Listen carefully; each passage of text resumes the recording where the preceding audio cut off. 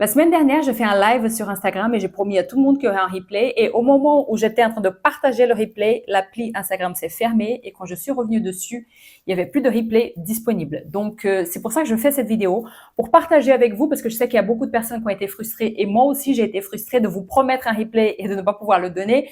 Donc, je vais partager dans cette vidéo avec vous comment j'ai fait pour surmonter mon syndrome de l'imposteur. Je me suis vraiment donné comme mission d'aider, de faire en sorte qu'il y ait de plus en plus de sophrologues qui soient épanouis sur le marché, des bons sophrologues, des sophrologues qui sont compétents, justement qui ne souffrent pas du syndrome de l'imposteur, parce qu'on peut être compétent et souffrir du syndrome de l'imposteur, des sophrologues qui gagnent évidemment leur vie avec ce métier.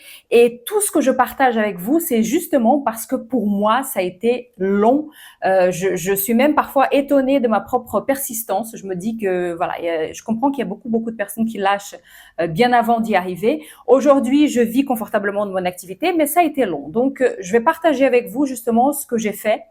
Non pas pour que vous fassiez la même chose, sinon ça va être très long pour vous aussi, mais parce que je pense aussi que dans notre métier, on manque justement de bons exemples, on manque d'exemples de réussite, d'exemples de personnes pour qui ça fonctionne, pour qui ça se passe bien.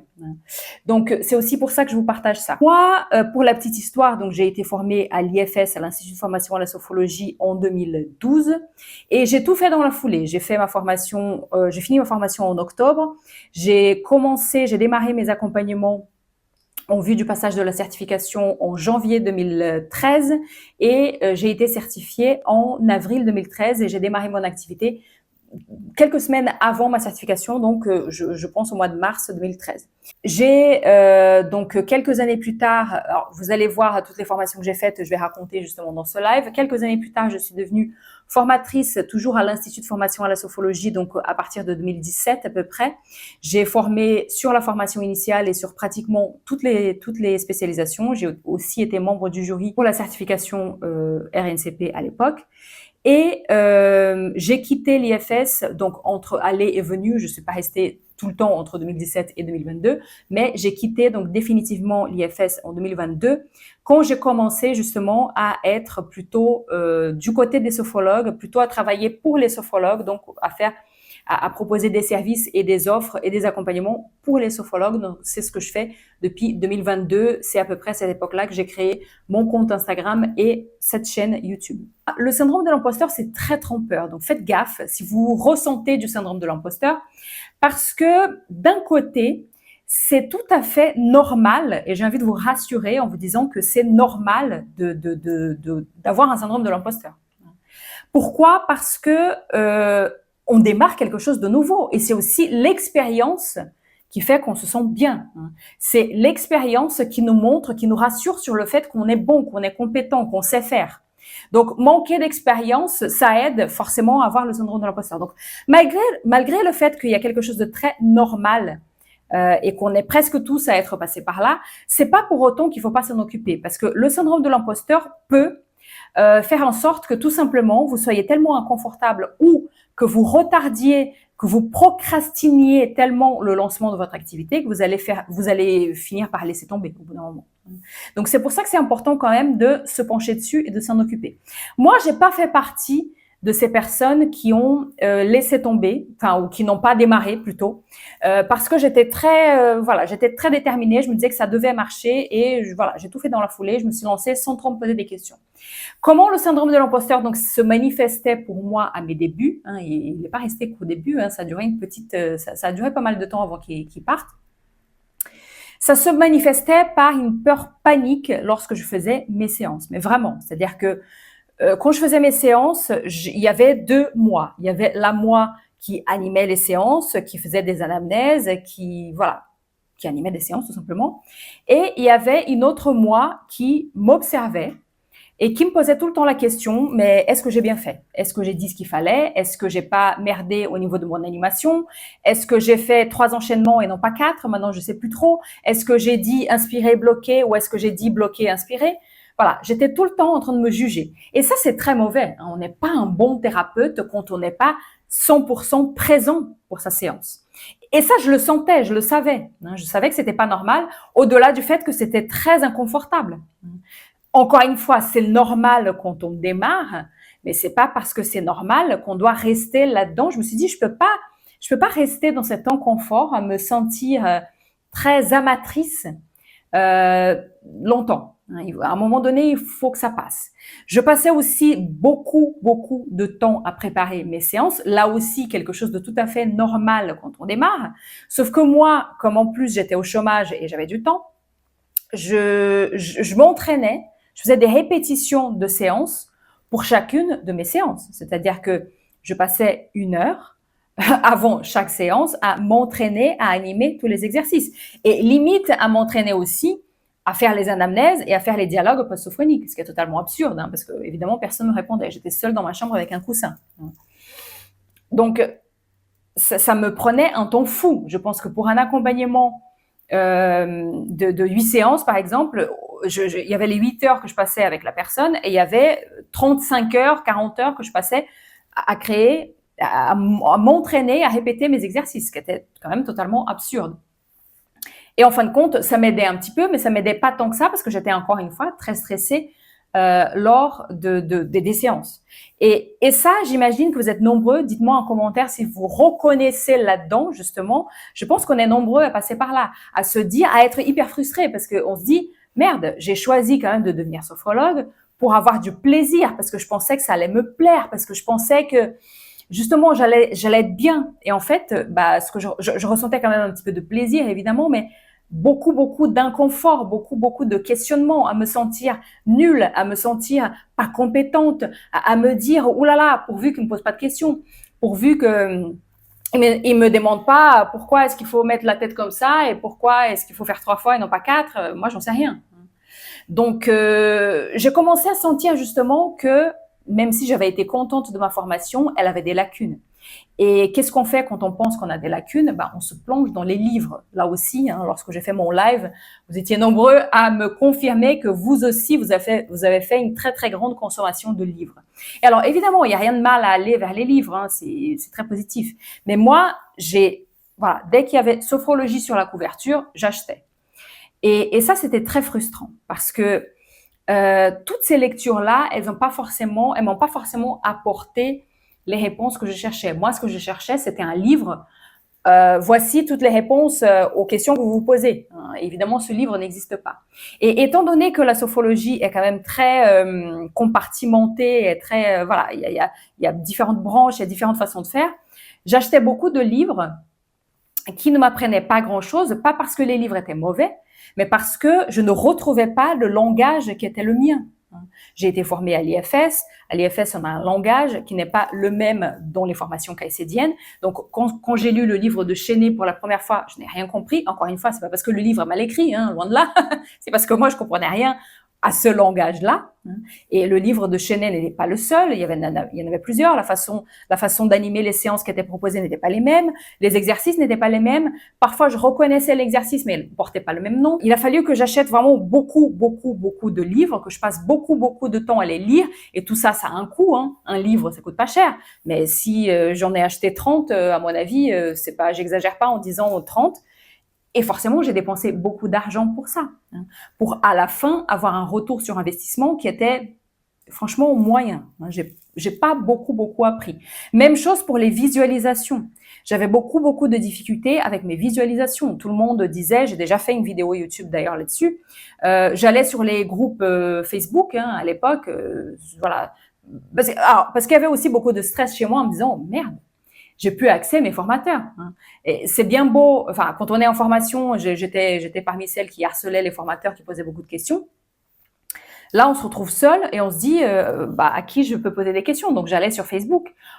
Et bon, Facebook, évidemment, j'ai pu compter sur l'aide de beaucoup de sophrologues très gentils et très sympas qui ont pu m'aider à mieux comprendre et me donner des idées, mais il y a aussi beaucoup de personnes qui sont très arrogantes, qui, je sais pas pourquoi ils ont choisi de faire un métier tourné vers l'humain, mais qui sont là pour dire, c'est quoi cette espèce de formation que tu as fait si tu n'arrives pas à comprendre ça? Et justement, pour les visualisations, ça faisait partie des réponses que j'avais, c'est-à-dire que, mais c'est trop facile, les visualisations. Il suffit de se baser sur les ressources de votre sophronisé et vous laissez faire votre imagination. Et là, quand on me répondait ça, je me trouvais archi nulle parce que je me disais, bah, je dois pas avoir beaucoup d'imagination parce que moi, j'y arrive pas. Donc, j'ai acheté énormément de livres avec des textes de visualisation. Et là aussi, dans chaque livre que j'achetais, il y avait, dans le meilleur des cas, 20 textes. 13 textes, 6 textes. Des fois, c'était pas de la sophologie, donc il fallait adapter, ou alors certains textes n'étaient même pas utilisables du tout. Donc voilà, encore une fois, beaucoup d'achats, beaucoup de dispersion, beaucoup de temps passé pour un retour sur investissement qui était assez bas. Et c'est justement pour ça, quand je vous disais que ma mission, c'est vraiment de vous aider à ne pas perdre autant, de ne pas passer autant de temps que moi, j'ai pu passer pour m'améliorer. C'est pour ça que j'ai créé l'e-book 133 textes pour sophologues, parce que je voulais qu'il y ait un endroit où vous puissiez trouver un maximum de textes, justement pour vous aider à trouver de l'inspiration, à passer moins de temps à créer vos propres séances. Quand j'ai vu que les livres, ça allait pas être suffisant, je me suis plongée dans les formations complémentaires. Donc, j'en ai fait plein. La première que j'ai faite était à l'IFS, donc à nouveau. Et là, j'étais très rassurée de à nouveau avoir accès à des formateurs. J'ai fait périnatalité. Et ensuite, j'ai voulu aller vers une école caïcédienne. Je suis pas tombée sur dans cette école par hasard. J'ai fait donc 2 formations dans cette école, la gestion du stress et la sexualité. Et j'ai fait exprès d'aller vers cette école. Il y en a plein qui m'ont même pas répondu quand je posais des questions. Celle-ci, elle m'a accueilli les bras ouverts. Et je voulais justement élargir mes connaissances sur la sophrologie. Je n'ai jamais voulu être une sophrologue IFS. Je voulais être une sophrologue tout court. Et ça me semblait une évidence de devoir connaître aussi la sophrologie originelle, qui n'est pas totalement différente de ce qu'on a appris à l'IFS. Si vous avez été formé à l'IFS, sachez que la sophologie de l'IFS est de la sophologie caïcédienne d'une certaine façon, parce qu'elle a été créée par Caicedo, elle n'a pas été créée par Catherine Liotta. J'ai fait cette formation qui m'a beaucoup appris, j'ai pas du tout été perdue, même s'il y avait certains termes, encore une fois, que je connaissais pas. Et ce qui a été très intéressant, c'était déjà ce début d'ouverture, et parce que la directrice de cette école est donc devenue ma superviseure, et j'ai commencé aussi à faire des séances de sophrologie toutes les semaines avec elle. Et c'est à partir de ce moment-là, entre les formations complémentaires que j'ai faites et le fait de suivre des séances de sophrologie toutes les semaines et de faire aussi des séances de supervision avec elle, c'est ces 3 éléments-là qui m'ont vraiment aidé à commencer à ressentir un certain apaisement. Là, je me suis dit, OK, j'élargissais mes connaissances, je commençais à mieux comprendre mes outils, à comprendre pourquoi on bougeait la tête de certaines façons, pourquoi il fallait dire ci, il fallait dire ça. Et je me sentais beaucoup plus à l'aise, beaucoup moins un imposteur, justement, beaucoup plus légitime de me dire sophrologue. Et j'avais beaucoup moins peur et j'avais beaucoup plus confiance, je me sentais compétente. Et j'ai commencé enfin à être apaisée pendant mes séances, à justement ne pas passer autant de temps à répéter, à m'entraîner à animer des séances. L'expérience aide aussi là-dessus, évidemment, mais parce que je me sentais beaucoup plus dans la maîtrise de mes outils. Pour moi, ça, c'était quelque chose de très important. Et c'est là aussi, et c'est aussi pour ça, parce que j'avais ces lacunes-là et que j'ai mis autant de temps à les combler. Là, on est en train de parler de 2015, 2016, donc ça faisait déjà quelques années que j'étais sophrologue. Et c'est aussi pour ça que j'ai créé la plateforme Sopho Continue, parce que je voulais, encore une fois, que vous ayez cet endroit dans lequel vous aurez des réponses à vos questions, que vous puissiez justement donner du sens à ce que vous faites. Pourquoi, justement, est-ce que dans tel exercice, pourquoi est-ce qu'on respire de cette façon? Pourquoi est-ce qu'on bouge la tête de cette façon? Pourquoi est-ce qu'on doit marcher? Voilà. Moi, je tenais absolument à créer ça pour vous, encore une fois, pour que ça soit plus facile pour vous, plus fluide pour vous. Et c'est aussi pour ça que j'ai créé Sophrologue Rayonnant, parce que dans Sophrologue Rayonnant, c'est des séances de sophrologie pour sophrologues. Donc, il y a l'aspect séance de sophrologie, il y a l'aspect explication des séances. Et c'est justement un mélange de ce que j'ai pu apprendre et de ma façon d'animer à l'IFS et de la façon d'animer les séances que j'ai pu aussi connaître quand je faisais mes séances de sophrologie avec cette sophrologue caïcédienne. Donc, l'idée, c'est justement de vous permettre d'être un sophrologue tout court, pas un sophrologue ci ou un sophrologue ça, d'être un sophrologue qui connaît, qui a un plus grand répertoire, qui a une plus grande culture de sophologue, si on peut dire. Donc voilà, donc à partir de là, pour revenir à mon histoire, j'étais déjà beaucoup plus tranquille. Et ce qui m'a vraiment permis d'asseoir cette plus grande tranquillité et de mettre le syndrome de l'imposteur totalement de côté, c'est quand je suis devenue formatrice à l'IFS. Et il a fallu que je devienne formatrice à l'IFS pour réellement comprendre comment on personnalisait des relaxations dynamiques. Ça, c'est quelque chose. Bon, la formation, elle a beaucoup changé. C'était en 2018 que la formation a beaucoup changé. On a beaucoup plus. La version après 2018, elle explique de façon beaucoup plus claire la personnalisation des RD. Et donc là, quand on est formateur, on doit évidemment savoir animer savoir personnaliser, notamment parce que j'ai beaucoup animé des formations de spécialisation. Où là, dans la préparation de chaque journée de formation, il y avait des personnalisations d'exercices qu'on faisait avec le groupe et forcément, le formateur doit avoir réfléchi à ça en amont.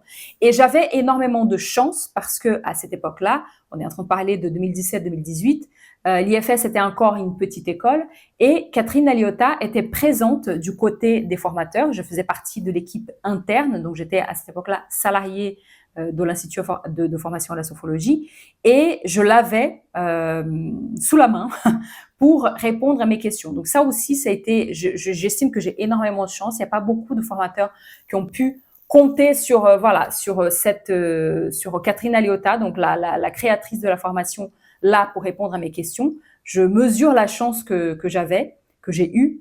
Et là aussi, j'ai pu aller l'embêter plusieurs fois pour dire j'ai pas compris, je sais pas pourquoi, je sais pas expliquer ça.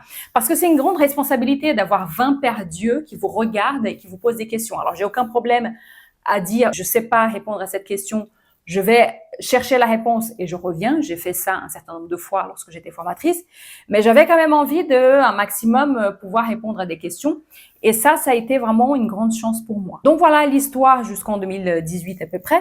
Comme je vous disais, en 2022, j'ai quitté l'IFS et je suis devenue superviseur de sophologue. Et là, le syndrome de l'imposteur, il a refait un petit peu surface, encore une fois, parce que j'ai commencé à me dire, OK, je suis superviseur de sophrologue et non pas de sophrologue issu de l'IFS.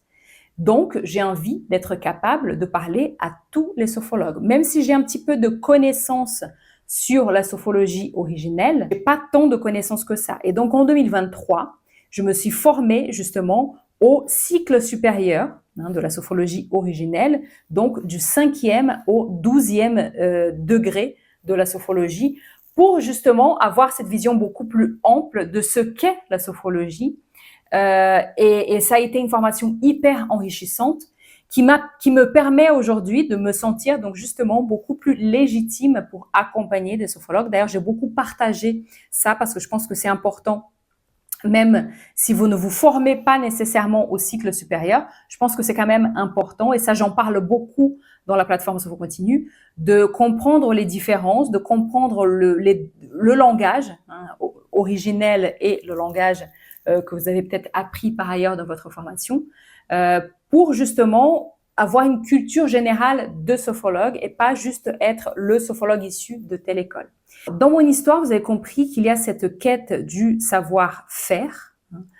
J'ai surtout misé au début, dans les premières années, sur comment devenir plus compétente en sophrologie. Et c'est comme ça que j'ai réussi à surmonter mon syndrome de l'imposteur.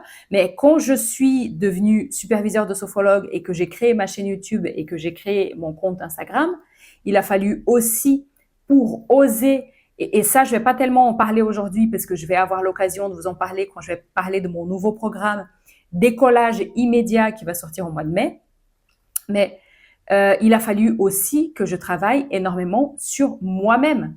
Parce que le syndrome de l'imposteur, c'est pas juste ne pas assez connaître la sophologie, ne pas être assez compétent en sophologie. Ça en fait partie et c'est très important. Et je vous encourage vraiment à utiliser tous les moyens qui sont à votre disposition pour devenir un meilleur sophrologue, pour être plus compétent en sophologie.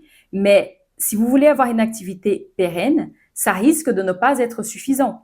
Parce que si vous avez des croyances qui sont limitantes, si vous avez des blocages, si vous avez des choses qui vous bloquent justement pour peut-être justement vous montrer sur Internet. Alors, se montrer sur Internet, c'est pas montrer sa vie intime, hein, c'est faire de la communication, c'est parler de vous. Tous ces aspects-là sont très importants. C'est même plus que très important, c'est indispensable. Donc, si ça bloque de ce côté-là, je pense que le travail personnel est quelque chose d'indispensable et j'en ai beaucoup fait, justement, pour gagner en confiance en moi. La confiance en moi que j'ai aujourd'hui, elle n'est pas du tout innée. Elle n'est pas inébranlable. Hein. Je ne suis pas la personne la plus confiante du monde, mais ça va beaucoup mieux qu'il y a quelques années. Et je sais pas, ça vient pas de famille. Hein. Mes parents m'ont pas encouragée à être une personne qui avait confiance en elle. Bien au contraire, je manquais énormément de confiance en moi. Je manquais énormément d'estime de moi. Et si aujourd'hui ça va beaucoup mieux, c'est pas l'œuvre du Saint-Esprit. J'ai énormément travaillé sur moi pour arriver à être celle que je suis aujourd'hui, qui croit en moi, qui croit que je peux partager des choses, que j'ai de la valeur, aussi bien en tant que personne que en tant que sophrologue. Et ça, c'est vraiment ce que je souhaite partager avec vous pour que vous puissiez surmonter totalement votre syndrome de l'imposteur et que vous puissiez avoir une activité pérenne. Donc pour ça, je vous retrouve au mois de mai. Si vous voulez participer plutôt au défi gratuit qui va avoir lieu à partir du 19 mai pour justement aller à la rencontre de ces croyances et pouvoir en toute douceur et en toute bienveillance aller voir qu'est-ce qui coince, n'hésitez pas, ça va se passer sur Telegram et l'inscription est dans la description de la vidéo. J'espère que cette vidéo vous aura aidé, vous aura inspiré, vous aura motivé et je vous retrouve très vite pour une prochaine vidéo.